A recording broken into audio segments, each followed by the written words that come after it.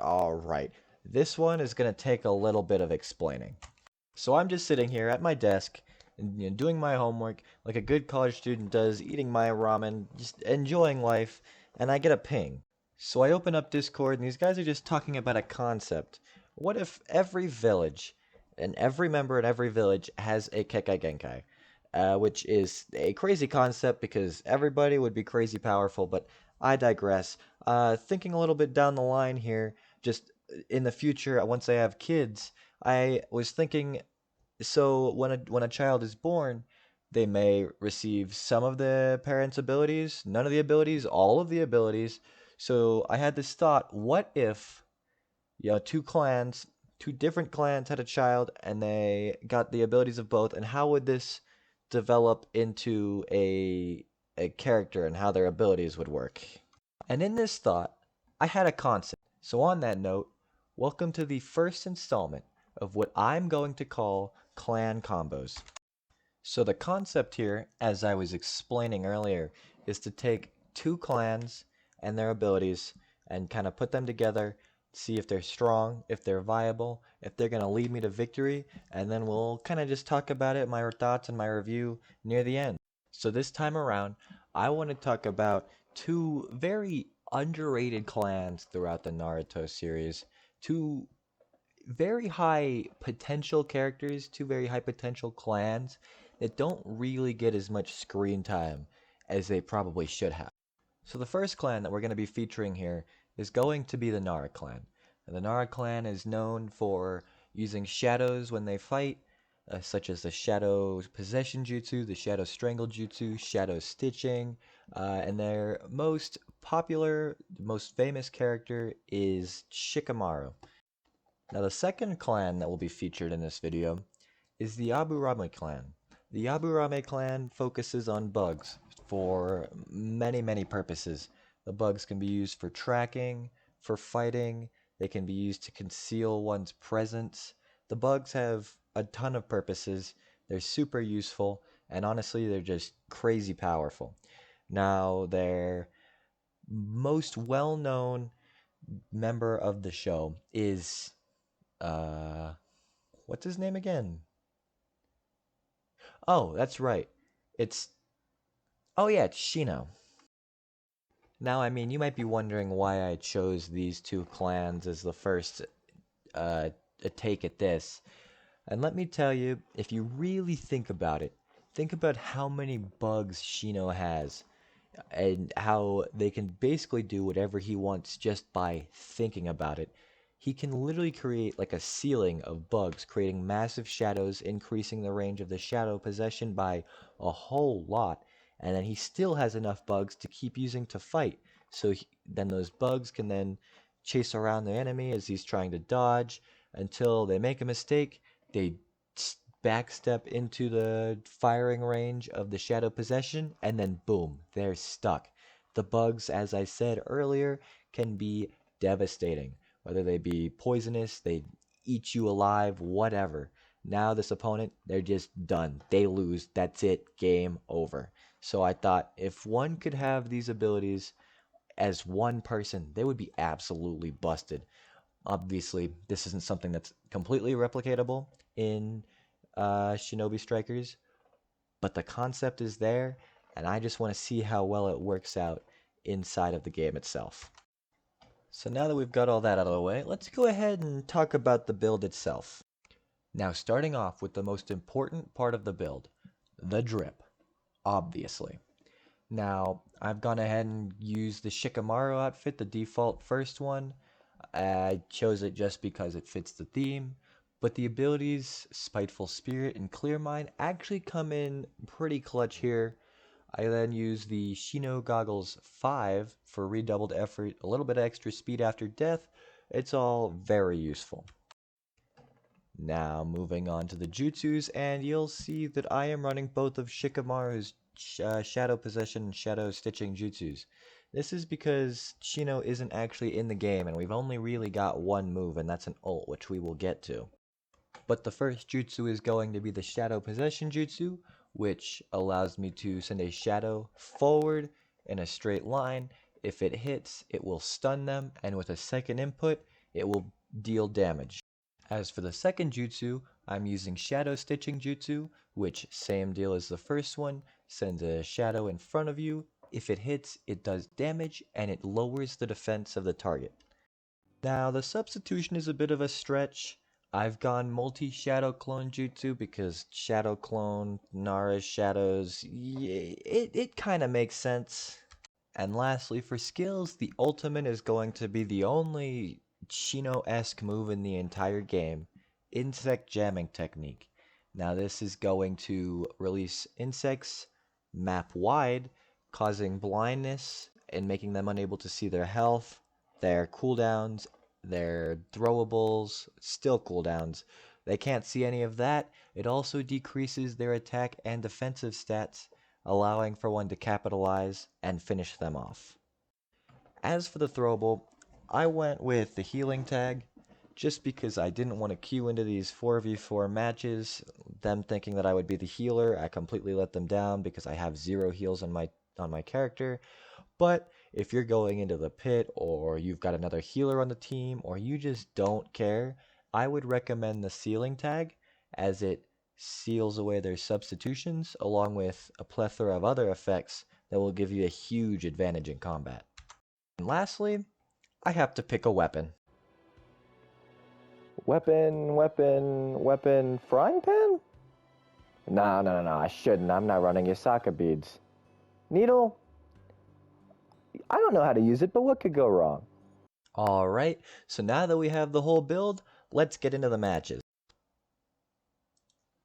So starting match 1, obviously, first thing to do, steal that home base.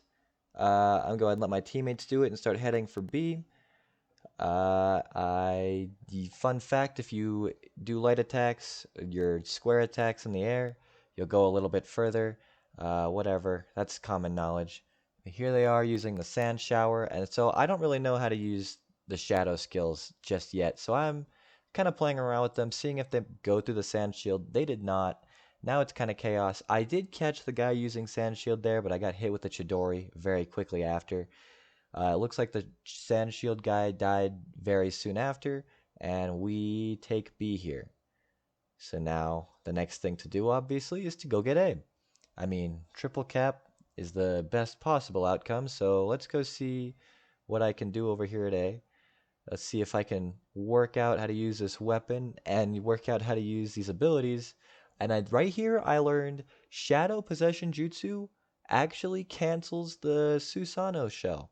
So if you're ever running Shadow Possession and you see somebody using the Susanoo, better hit them with it. Their ultimate defense will become very useless very quickly. But it very quickly becomes a 4v1 here. This guy stands 0 chance, and we take A.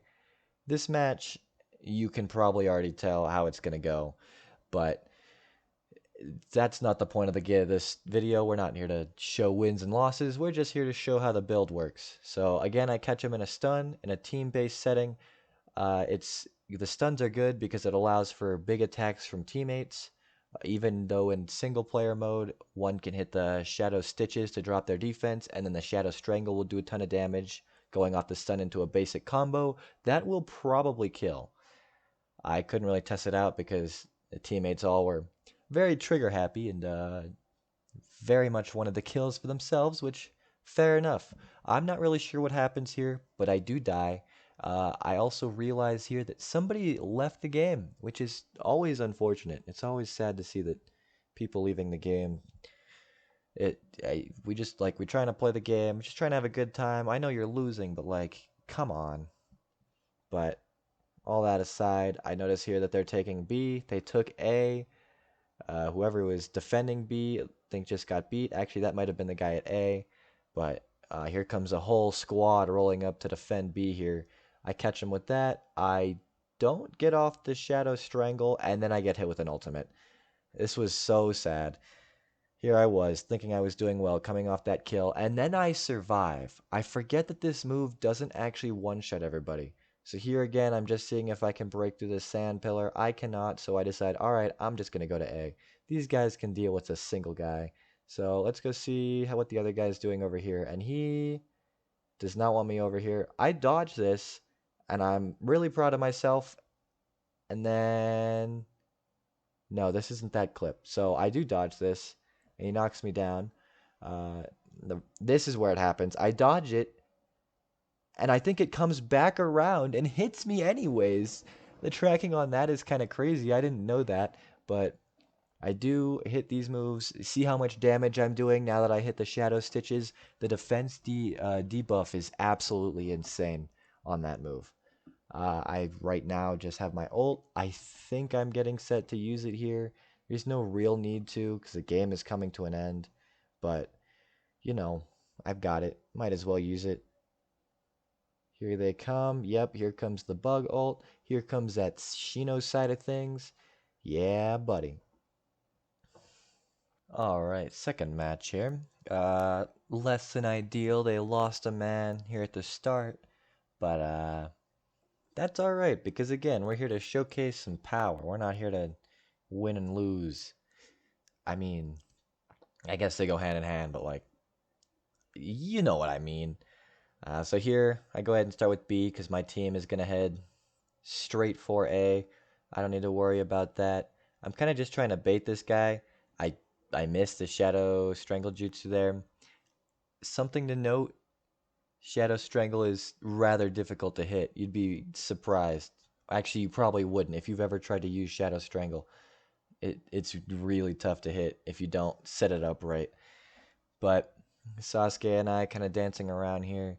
He doesn't really seem to want to fight me, which is sad. But here's that defense drop again. That's crazy. I had three-shot that man. Miss another Shadow Strangle here. Oh well. Now we're kind of just defending C. We've got the point majority, so we're just going to defend here. And I missed that because I expected him to come straight up. This guy comes in clutch with the Woodbind. He really comes in clutch during this fight because I choke here, honestly. This man, he showed up and he was here to save my life. That missed.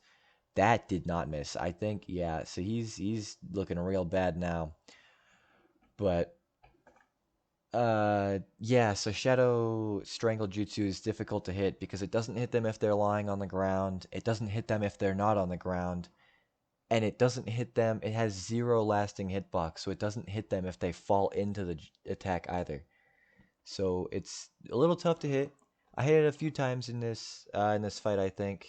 So you get to see it a little bit and just see how I use it. This guy, oh, he's at Sasuke again. He likes his throwables. He really does. Somebody pulled me out of the way of that Chidori, which I appreciated. Here I'm getting double teamed. I think I die here. Actually, I don't think I do. I think I get out of the way. I heal. Yeah, and then we're going to go ahead and bugs. And now I think I die. Yep. But the bugs are off, so the team can handle the rest. Let's see. I think they do get C here. Or A. I can't remember which point that is. It's C. So they do get C here. That's unfortunate, but it's not that big a deal because we've still got the point advantage. We're still have a really good lead. At this point, I'm kind of just going to play aggressive. I mean, we're winning. It doesn't really look like there's much for him to do, for them to do rather. So let's make sense just to take out as many people as possible. And I mean, they can't really take a point if they're all dead. So here I hit that. This defense type, he goes ahead and hits a combo for it. It's free damage there. This guy's one shot from death. I take that back. He was two shots from death. There's an ultimate shark or a super shark bomb. I can't believe I dodged that. I wasn't paying any attention, so the fact that it didn't hit me is kind of amazing. But we go on to win the match here. I think I scored pretty good. I don't think I showed the leaderboard in the last match, but here's the leaderboard in this match. Just kidding. All right, last match here. Base battle, which is always a fun battle to show off just your skills, because not everybody's following each other around. There's a lot more potential for 1v1s, so I do love me a good base battle. As you see, I go straight for B because I figure somebody's gonna go straight to B. I think I go for Shadow Strangle here, but I get hit with a kunai so it doesn't get off. Again, I go for a Shadow Strangle and I just walk into the flames, and I don't know. I don't know why I thought that was a good idea, but you know, it is what it is. Kabuto trying to put the work on me. I catch this guy, let them deal with him. We get B here, I think. Yes, we do. Somebody's running Mud Wall. Respect to them for that, honestly. You don't see Mud Wall very often. It's a little underrated. It's actually pretty solid, all things considered. But yeah, so we take B. We're kind of just fighting, running around back, waiting for them to come on the platform. The issue with this map for me is, like I said, they have to be on the ground for any of the shadow moves to work, and there just isn't a lot of land to stand on here compared to the other maps. I focus on Kabuto here. He doesn't last very long. That's unfortunate for him. So now we've got B. Their entire team pretty much is dead here, so I'd make the choice to go head towards C. Uh, Again, triple cap. We love to see it. Nobody's here. Kabuto sitting back there, AFK. I don't know what he's doing, but he's just hanging out. This guy pulls up. I missed the needles, which is unfortunate. And right here, not right here. She's gonna jump back in. Yep, right, yeah, right here. I learned that. Oh, I guess I don't. All right, never mind. uh, so we're just gonna keep defending here. Send her down. This guy, I don't know where he came from. Kabuto's back. We're going to hit him with the threads. He dies instantly from whatever that was. Here comes the water pillar. She's going to sit in there and try to capture. Right here, I learned that I can actually hit them with the shadow possession. I sit there for a moment trying to figure out why I can't move before realizing I've hit her with the shadow possession. She doesn't have a sub. I'm realizing at this point in the match, this needle blade is kind of insane. If they don't have a sub, they're just gonna get infinite comboed, and that's unfortunate. Especially if I hit them with the needles. I'm sorry, wow, the shadow needles. Yeah, they're gonna be in a world of pain. But they go ahead and get C. Nothing I could really do here. 2v1 situation. Oh well. So we very quickly take C back, it looks like. They don't really defend it very well. This guy, I thought he was going to head toward B, so I start chasing him, and then right here I realize, oh, somebody's just taken B. So, that's not yet, no, I haven't noticed yet at this point. So, oh, that's right. I die here. I don't really know what happens there. I'm sat there spamming the wired kunai button, but I just fell to my death. But he pitfalled as well, so it evens out. They take B back. I head over there to help defend it, because now Water Pillar Woman is here. Now that I know that I can hit her with the shadow, I do that. She's taking big damage, and there she goes. She did. So, we've dominated this match. GG's to these guys, though. They put up a good fight. Nobody left, I don't think. Uh, and aside from the AFK Kabuto, everybody put in effort the whole way through. Here's the stats. Okay, so post-match thoughts. This build is... it's fun. I enjoyed it. It's very different from what you see a lot of the time. The only real issues that I have come across using the build is the Shadow Strangle Jutsu. If they're not on the ground, standing up, standing still, you're not gonna hit it. There probably is a way to hit it, like guaranteed. I haven't put in the time and effort to learn, so I'm not really sure about that. If you can figure that out, you're probably insane at the game, honestly. But aside from that, the Shadow Stitching Jutsu is crazy. The defense debuff on that absolutely tears through people's health. The ultimate, the bug tracking jutsu or whatever, it is always really good because nobody expects it. It's just very disorienting. You can't see your cooldowns, so if you don't have a good feel for when your cooldowns come off, you're going to really be in for a world of hurt. And aside from that, honestly, if I were to rate this build, I'd probably give it a 6 out of 10.